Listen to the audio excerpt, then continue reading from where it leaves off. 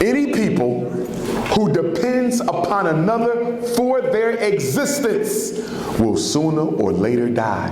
When you get sick, who hospital you go to? When you get hungry, who supermarket you go to? When you got to stay at a hotel, who hotel you staying in? We are completely dependent on non-black people for our essentials, and that is very dangerous because a consumer is the financial equivalent of a slave.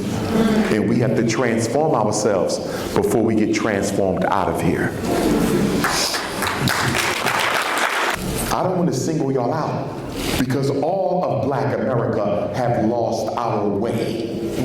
And we got to find our way back because America actually thinks she can rid herself of Black people. And she's bringing in immigrants right now to replace you in the workforce so you become absolutely irrelevant to this country. I say that to say this.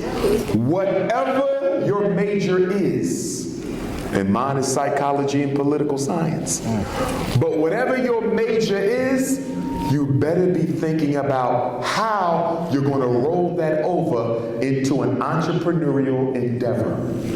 You will sooner or later have to work for yourself.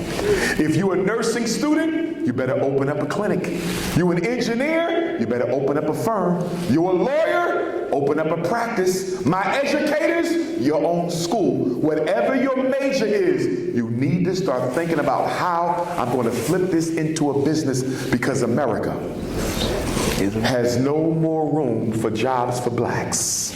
In fact, 60% of all college graduates in America right now, and this just came out last week, 60% of all college graduates in America are working in a field that has absolutely nothing to do with the degree that they earned. Let me tell you why I'm saying that. Dr. Umar, are you telling me I'm wasting my time? Not necessarily. It all depends if you can answer this question for me. Are you at FAMU trying to be the best political science major? Are you trying to be the best psychology major?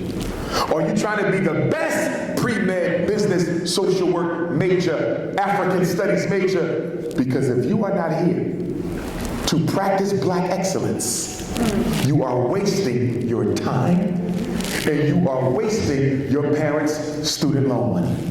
Because the world you're going to see when you leave Tallahassee is extremely competitive. And the only Black people who will make it are those who are the best at what they do.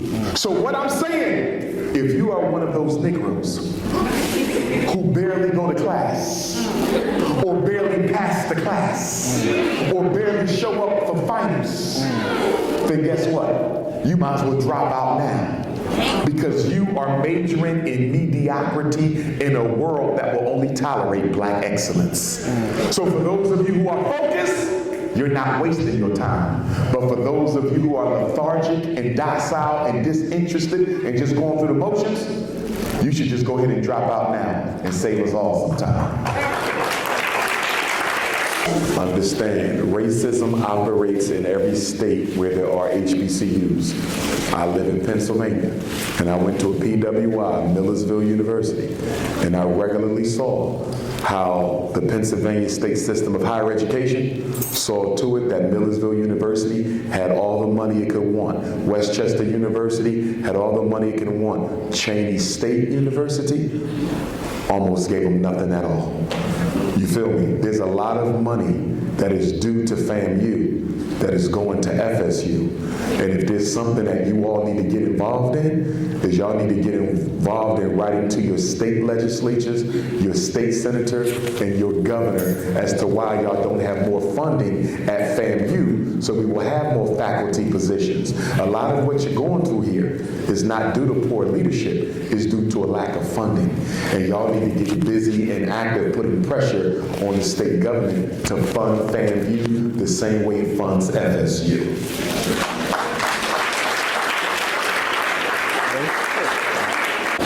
Question right here, Umar. So the question is here, what life experiences early or recent, cultivated the way you carry yourself today, how you present yourself to the world? That's a good question. I don't know if I have a great answer, but I will share this. It was in the 3rd grade that I decided I wanted to be a psychologist. And then in the 4th and 5th grade in North Philadelphia, we had Black History class. So I was introduced to a knowledge of self at 9 and 10. In 6th grade, my father took me to my first family reunion, and that's where I learned that I was related to Frederick Douglass. So before I left elementary school, I knew I would be a psychologist, I knew I would be a Pan-Africanist, and my blood relationship to Frederick Douglass gave me not only a sense of honor, but a sense of purpose to try to complete his work. And I've never departed from it since then. I'm saying all that to say, and I hope I'm answering the question at least in some fashion, that every one of you have a purpose for being on this earth. You negotiated that purpose in heaven at the feet of the Most High. It doesn't matter what religion you belong to, it's only one God. In heaven, God gave you a purpose for this incarnation. You've been here before, you're going to come back again. Your job, while you're here at FAMU, is not just to finish, but to find your purpose. And once you find your purpose, give your life to it. This is important for y'all, because some of you are wrestling with what major you're going to pursue. I strongly advise you take your time unless you're certain. I knew since the 3rd grade, so when I got to college, it was a foregone conclusion.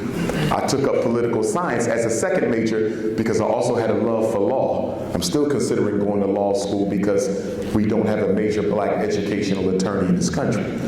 But with that being said, don't choose a career for the money. Don't choose a career because your parents was in it. The career you choose must be in alignment with your divine purpose. Because I don't care how much money you make after graduation. If you are not living your purpose, you will not be happy. As a therapist, I can tell you, I've done therapy with very wealthy people who were miserable because they were not living their purpose. Find and fulfill your destiny. Powerful, powerful.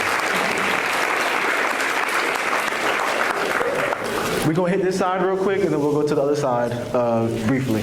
One question, fam. What comes out of the mouth can never be put back in it. Take your time and choose your words, not only with each other, but especially with what you say to yourself.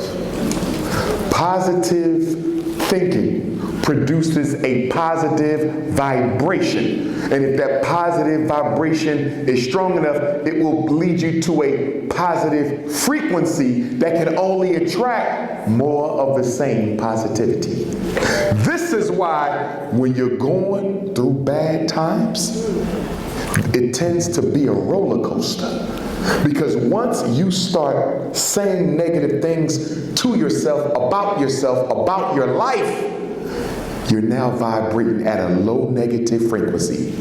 And guess what? That energy you're emitting is attracting more negative experiences. Why am I having such a bad year? Because you are vibrating at a low energy. Negative energy is low, positive energy is high. And I'm going to say this, be careful who you hang with. Because some of you are being spiritually drained by the people you are around. And with that, be careful who you lay with. First, I want to say that even in Mexico, there were Africans who were there before Columbus. So there are Mexican Africans, right? And there was slavery in Mexico too, right? So we were there. Now, there's no such thing as being half black because the African gene is the dominant gene. Our DNA rules. So it's never half and half because our side is too strong. It's like chocolate milk and vanilla milk. It ain't half vanilla, it's chocolate. Now, Psychologically, though, our mixed race Africans have to make up their mind on which side of the fence do they stand. Now, because your father is Mexican American, it's not as tough for you because you're not Caucasian, okay? Or your father isn't Caucasian. But the point that I'm making, as a Pan-Africanist, I don't do half black, I don't do multicultural, I don't do biracial. You either black or I don't deal with you. You see?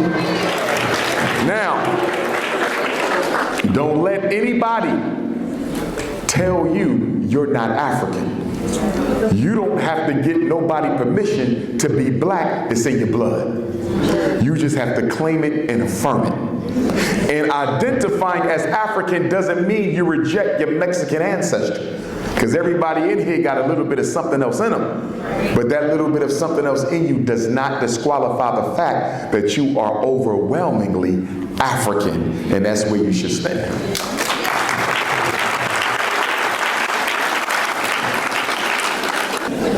My name is Jaden Howard from St. Petersburg, Florida. I'm a senior information systems scholar. And you listed 5 things that you said was the biggest issues with, black progression in America. And one of them was economics. I'd like to focus on that. I would like to hear your thoughts on Dr. Claude Anderson's I'm thinking of a word. It's called powernomics. I was thinking of something else. And also, given the structural inequalities and historical barriers with a capitalist society, what are the biggest challenges the African American community faces in achieving economic self-sufficiency? Yes, sir. First of all, I have tremendous respect for Dr. Claude Anderson. He and I shared the stage several times. And I think that all of you need to read at least 2 of his books, Black Skin, White Mass, which is, Black Labor, White Wealth. Black Skin, White Mass is Frantz Fanon's book that if you are a bunny hopper, you should read that one. But Black Labor, White Wealth, Claude Anderson, and of course, Powernomics. The economic imperative is critical because you can't save the race without a solid economic foundation, okay? One of the reasons why other groups don't suffer the internal fighting and the internal selling out that we suffer is because they stay loyal because they can get help within their group. If you need help 9 times out of 10, you got to go outside the black community. That does not breed loyalty or pride. So we got to get the economics right. The problem with black economics is not economics. It's black psychology. Black people don't have a loyalty to themselves financially. The black dollar does not discriminate against other people. And that's our problem. Our money should be partial to us, and it's not. The black dollar circulates once in our community, and it leaves.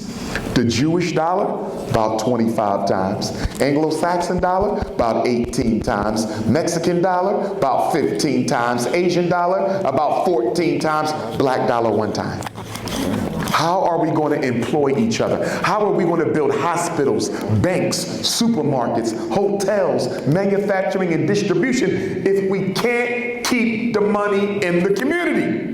Right. The first step, we got to change our priorities. Black people, not only do we not produce anything, we are conspicuous consumers. Conspicuous consumers. We spend too much money on things that we do not need. $2 billion on Air Jordans every year. $4 billion on liquor every year. $30 billion on hair, weave, perm, and beauty every year. It's too much. It's too much. So the point that I'm making,